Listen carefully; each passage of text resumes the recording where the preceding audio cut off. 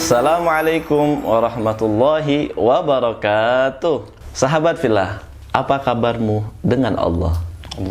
Alhamdulillahirabbil alamin wassalatu wassalamu ala asyrafil anbiya'i wal mursalin sayyidina wa maulana wa habibina wa syafi'ina wa qudwatuna sayyidina Muhammad sallallahu alaihi wa ala alihi wa sahbihi wasallam.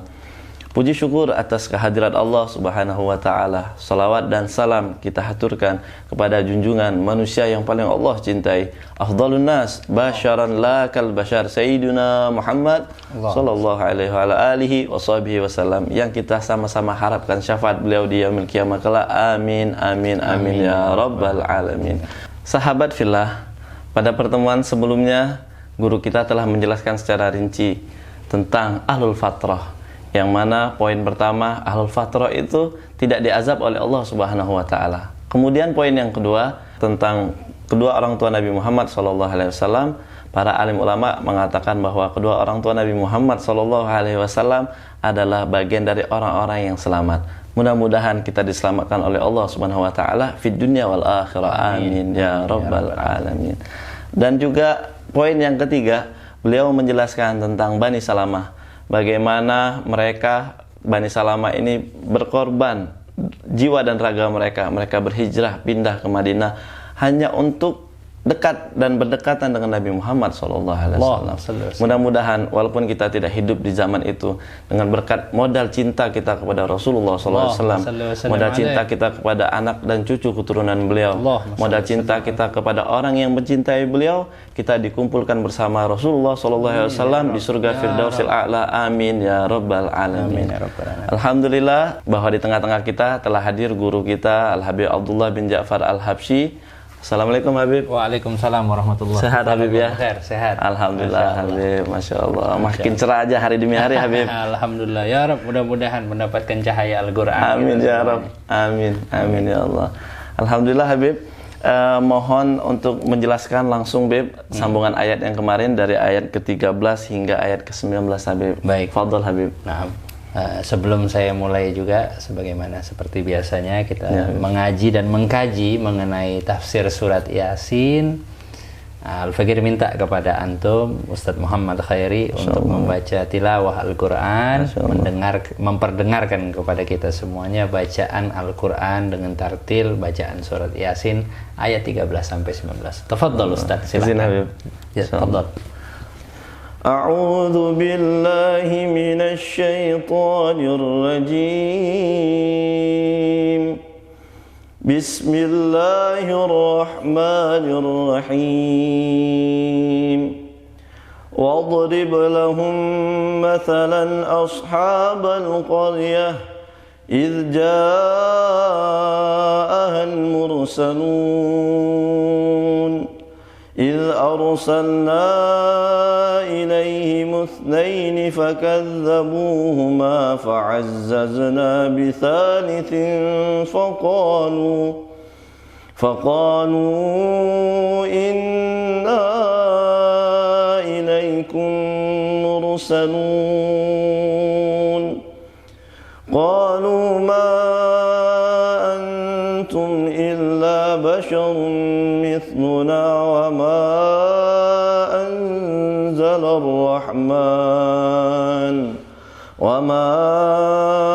أنزل الرحمن من شيء إن أنتم إلا تكذبون قالوا ربنا يعلم إنا إليكم لمرسلون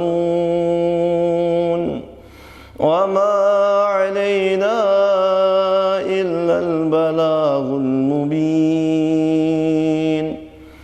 قالوا إنا تطيرنا بكم لئن لم تنتهوا لنرجمنكم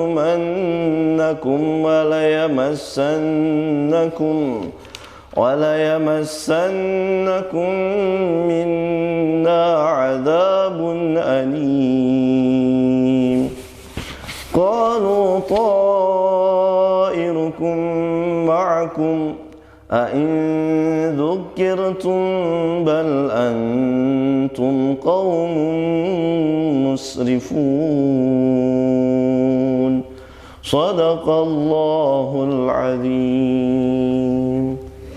Sadaqallahul azim wa sadaqan nabiyyul wafiyul karim wa nahnu ala ma qala rabbuna minal aminin. Amin amin ya rabbal alamin. Masya Allah, jazakumullah khair Ustaz Khairi atas bacaannya terhadap surat Yasin yang sangat luar biasa, yang telah kita bahas sebelumnya tentang bagaimana Allah Subhanahu wa Ta'ala menceritakan tentang kaum yang belum mendapat peringatan ayah-ayah mereka, yaitu kaum kufar Makkah, yang mana mereka juga penentangan mereka terhadap baginda Nabi besar Muhammad SAW membuat mereka buta mata hatinya akan cahaya kebenaran yang dibawa oleh Rasulullah SAW. Kemudian juga penjelasan terkait bagaimana orang-orang yang cinta dan sayang serta rindu selalu dengan baginda Nabi besar Muhammad SAW.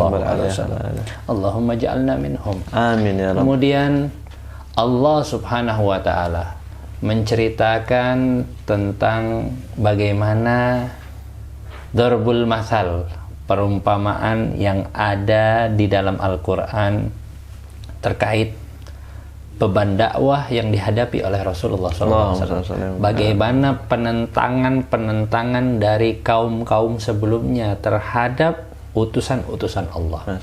Maka Allah ceritakan di dalam Al-Quran, wadrib lahum masalan ashabal qaryah, dan berilah perumpamaan bagi mereka wahai Muhammad tentang permisalan penduduk desa.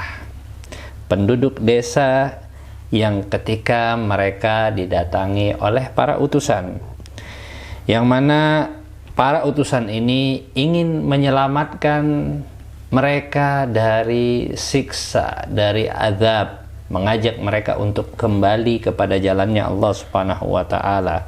Id arsalna ilaihim itsnain, dan Allah menceritakan serta memberitahukan kepada Nabi Muhammad SAW dan kepada kita semua melalui Al-Quran bahwa Allah Subhanahu wa Ta'ala mengutus kepada mereka dua orang. Id arsalna ilaihim itsnain. Itsnain itu dua ya. Fakadzabuhuma, maka mereka pun mendustakan terhadap kedua orang tersebut, kedua utusan Allah Subhanahu wa Ta'ala. Bahkan disebutkan mereka ini merupakan utusannya Nabi Isa. Dalam beberapa tafsir disebutkan bahwa mereka ini adalah utusannya Nabi Isa. Artinya murid Nabi Isa. Murid Nabi Isa.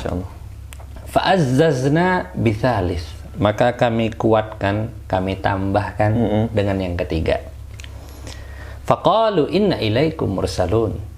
Mereka ketiganya ini menyatakan terhadap penduduk desa dan terhadap pemuka-pemuka yang ada di desa tersebut, inna ilaikum mursalun, kami bagi kalian adalah orang-orang yang diutus, orang-orang yang dipesani oleh Isa agar mengajak kalian kepada jalan keesaan Allah Subhanahu wa Ta'ala dan meninggalkan daripada ibadah terhadap berhala-berhala, terhadap dewa-dewa yang kalian sembah.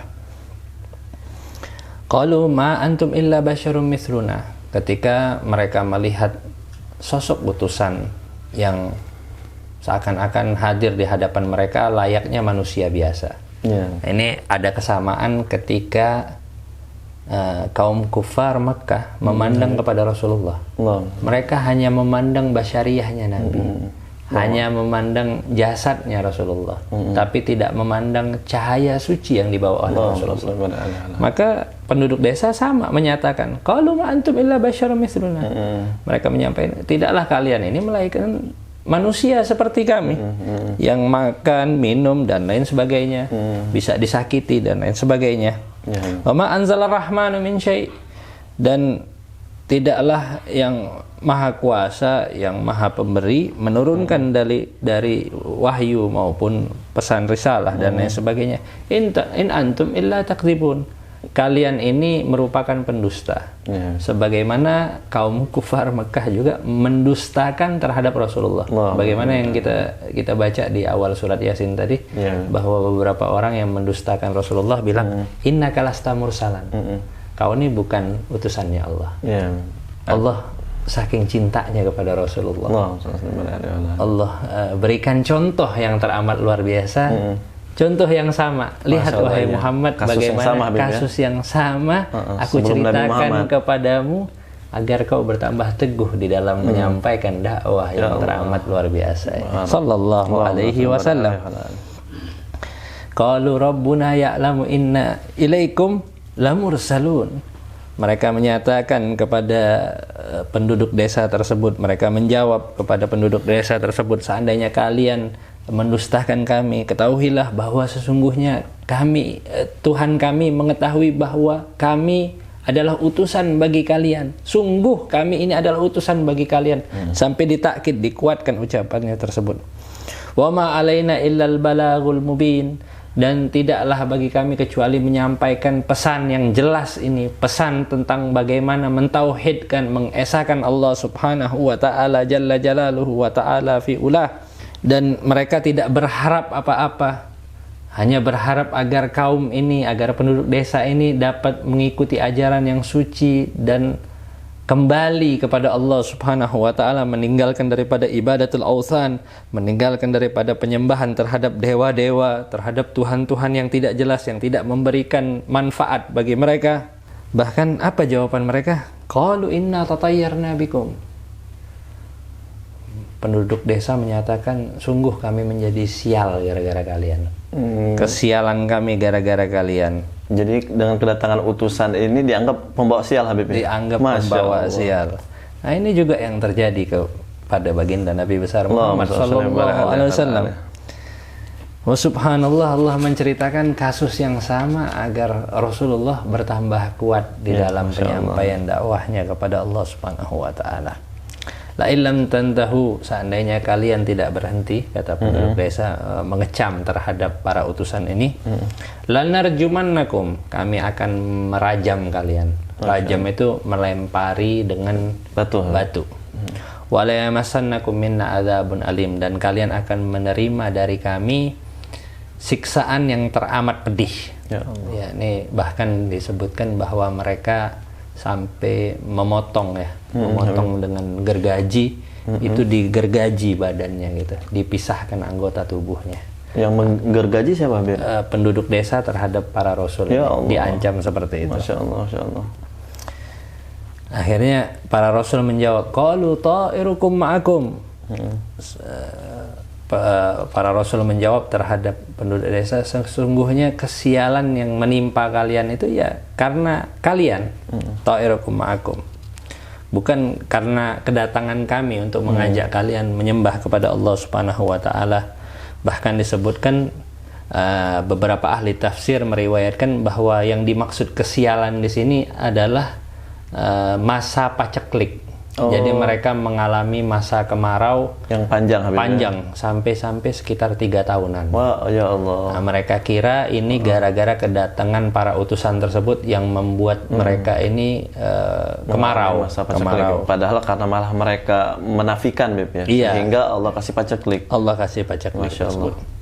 A'in dzukirtum, apakah karena kalian telah diberikan peringatan? Bal antum qaumum musrifun, akan tetapi kalian sesungguhnya kaum yang telah melampaui batas. Sudah diberikan peringatan, sudah datang berbagai macam mukjizat, kelebihan-kelebihan melalui tangannya para rasul ini, para utusan ini. Akan tetapi mereka tetap membangkang, tetap tidak menerima kebenaran yang dibawa oleh para rasul tersebut. Nah, ini menjadi pelajaran yang teramat luar biasa.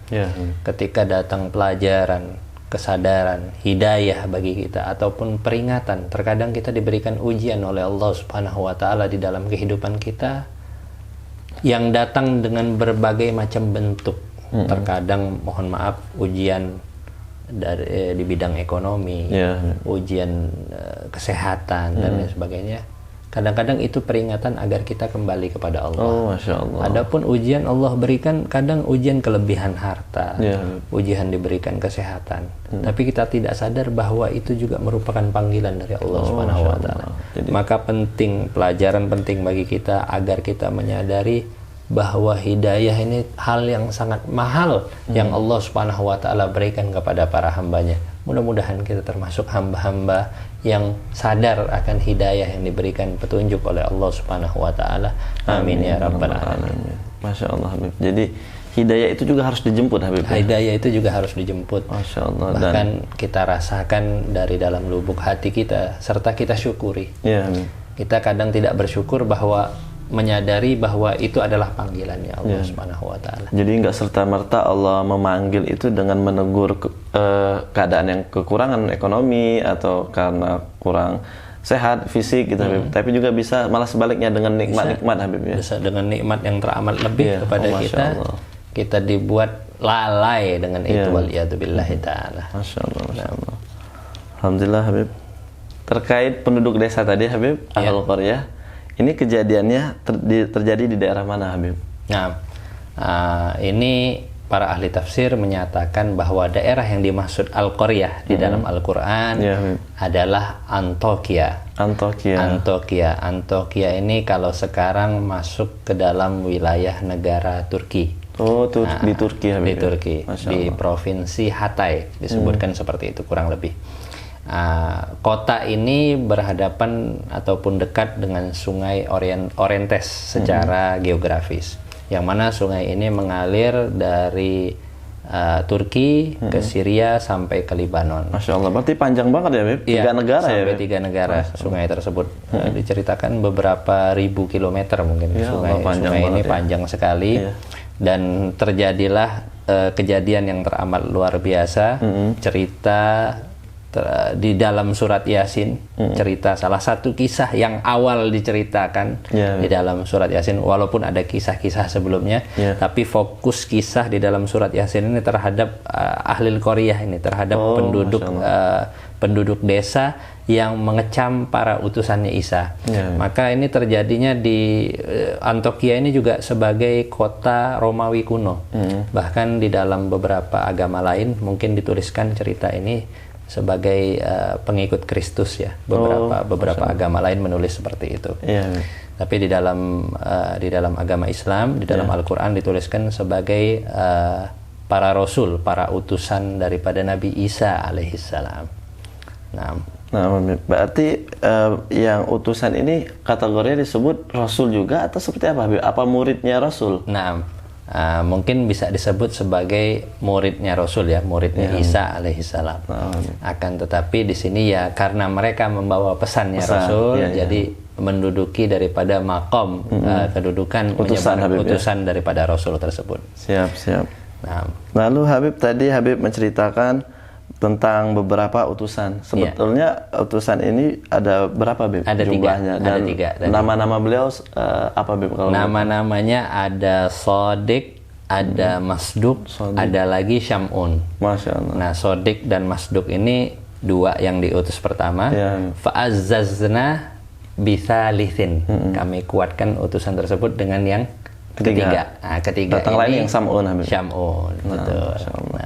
Baik, Habib.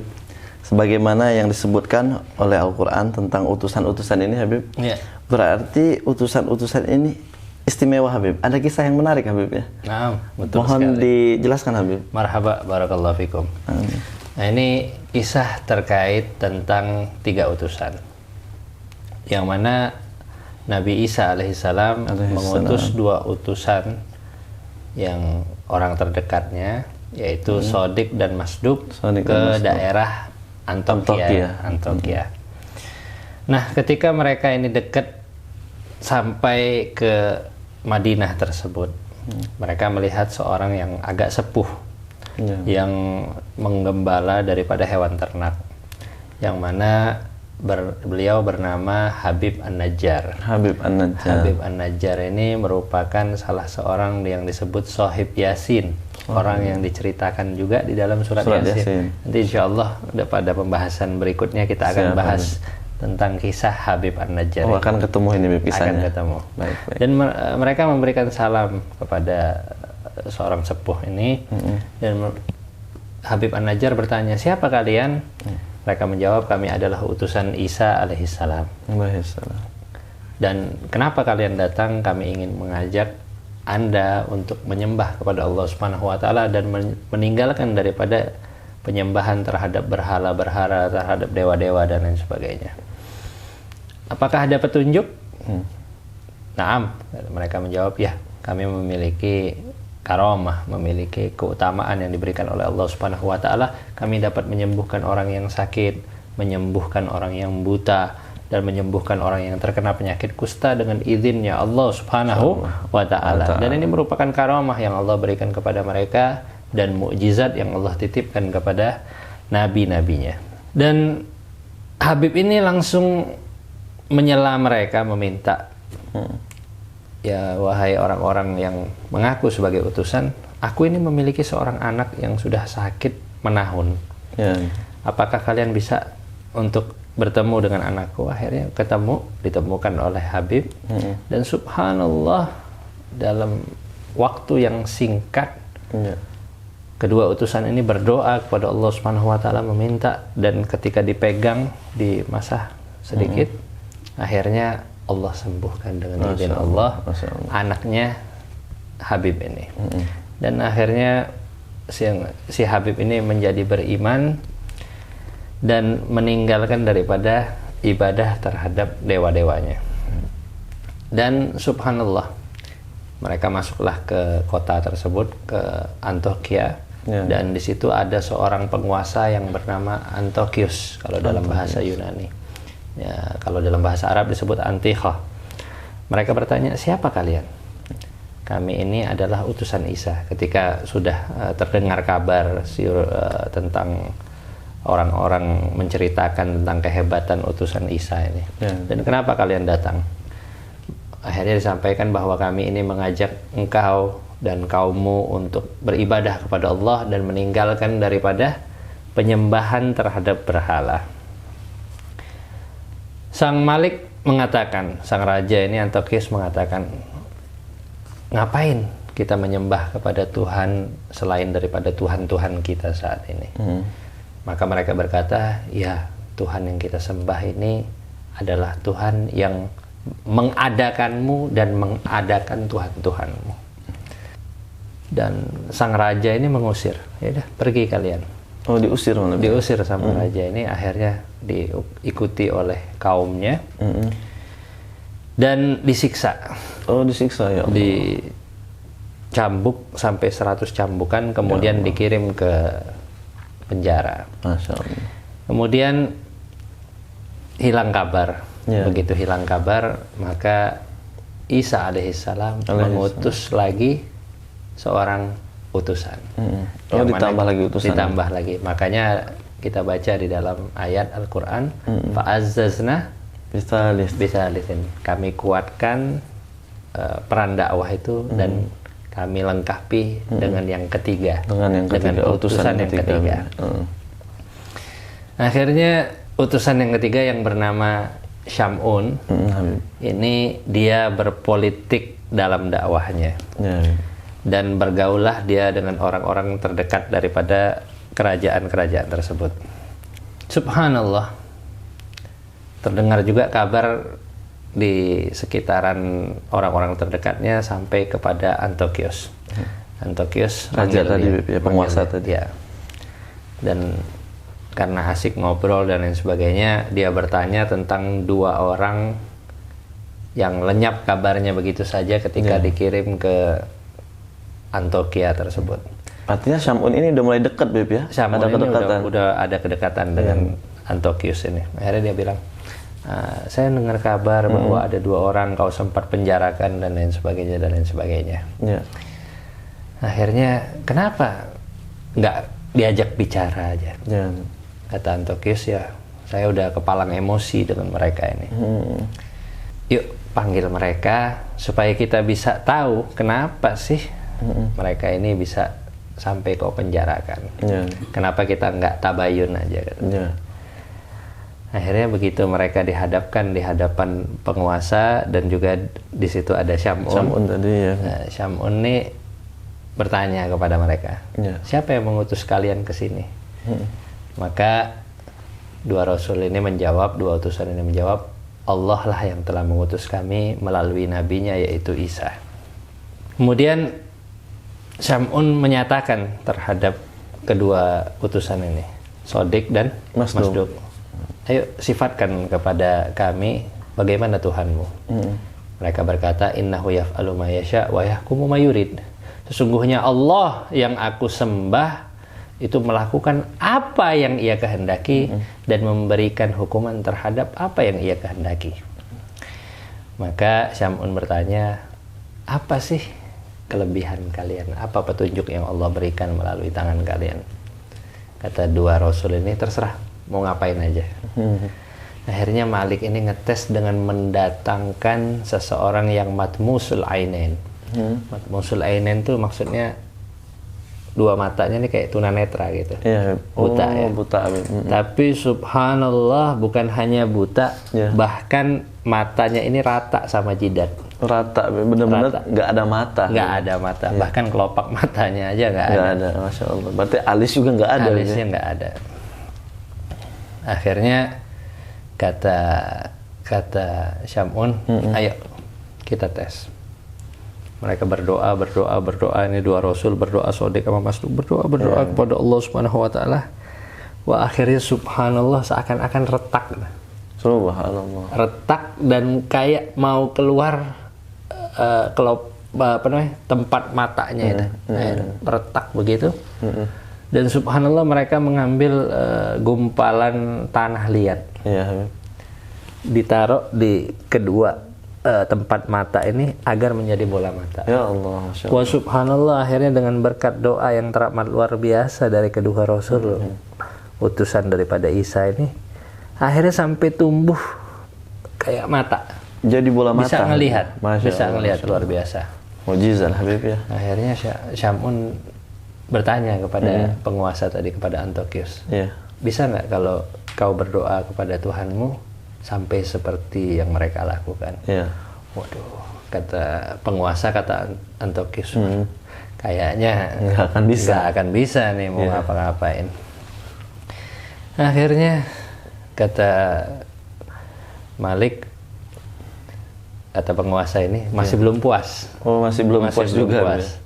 Yuk, kalau memang benar Tuhan yang kalian sembah ini, bisa nggak ngidupin yang mati? Oh, tantangannya lebih berat lagi. Tantangannya lebih marit, lebih besar lagi. Iya. Ini ada anaknya Senat meninggal, dan saya belum selesaikan prosesi pemakamannya. Kalau mungkin orang-orang Romawi kan atau Yunani waktu itu terkenal dengan kremasi. Kremasi mungkin atau pemakaman seperti biasanya. Wallahu alam. Tapi yang jelas saya tunggu proses pemakamannya ini sampai nunggu orang tuanya datang, ayahnya. Ayahnya mungkin Senat disuruh-suruh kemana gitu kan, disuruh dinas dan lain sebagainya. Oh subhanallah, kata dia ya akhir hadir kan. Dia doa minta kepada Allah Subhanahu wa taala, ini berdoa sampai ini mayat berdiri. Masya Allah. Ini mayat berdiri, subhanallah. Hidup lagi. Akhirnya ini mayat ngomong, saya ini sudah wafat 7 hari. Dan sebelumnya saya ini adalah orang yang tidak beriman kepada Allah. Dan saya melewati daripada 7 lembahnya neraka. Ya Allah. Dan saya mengingatkan kalian terhadap apa yang pernah saya alami. Berimanlah kalian semuanya kepada Allah. Jadi pendakwah sang mayat ini. Jadi selama dia wafat 7 hari itu Allah perlihatkan gambar-gambaran neraka begitu Habib ya. Kayak kalau kita mati suri kayak istilah sekarang itu. ini. Akhirnya sampai saya dibukakan kayak pintu-pintu langit. Ya Allah. Kemudian saya lihat bahwa ada seseorang yang memberikan pertolongan terhadap 3 utusan ini. Ini mayat nunjuk Shadiq, Masduq dan Syam'un. Padahal Syam'un nih belum mengaku bahwa dia itu adalah salah satu utusan. Akhirnya kayaknya penguasa ini tahu gitu, curiga nih, kayaknya Sam'un ini termasuk rombongan dia nih.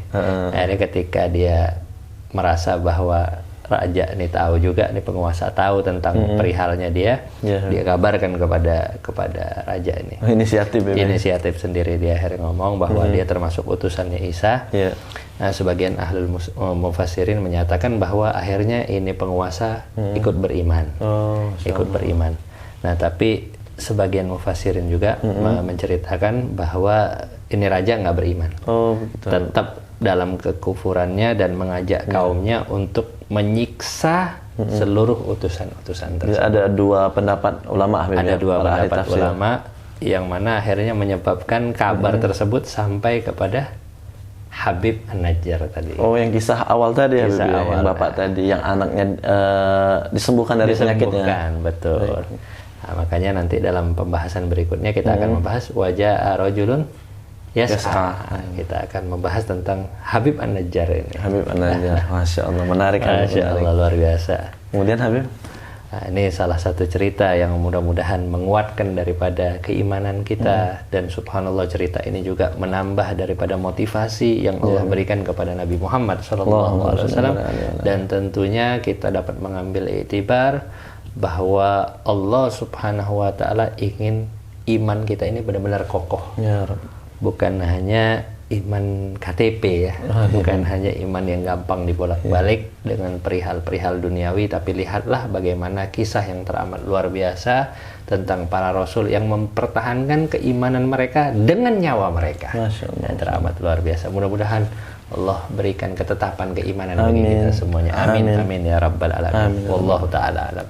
Masya Allah, sahabat fillah, alhamdulillah, dengan cerita yang begitu dahsyat tadi yang telah disampaikan oleh guru kita Habib Abdullah bin Ja'far Al-Habsyi, mudah-mudahan kita dapat mengambil iktibarnya, pelajaran dari kisah tersebut yang mengokohkan keimanan kita, mengokohkan rasa cinta kita kepada Allah, cinta kita kepada Rasulullah SAW, sehingga kita wafat dalam keadaan husnul khatimah. Amin ya rabbal alamin. Mungkin itu saja dari Al-Fakir. Al-Fakir sadari banyak kekurangan di sana sini, mohon maaf. Wal afu minkum. Wassalamualaikum warahmatullahi wabarakatuh. Waalaikumsalam warahmatullahi wabarakatuh. Sampai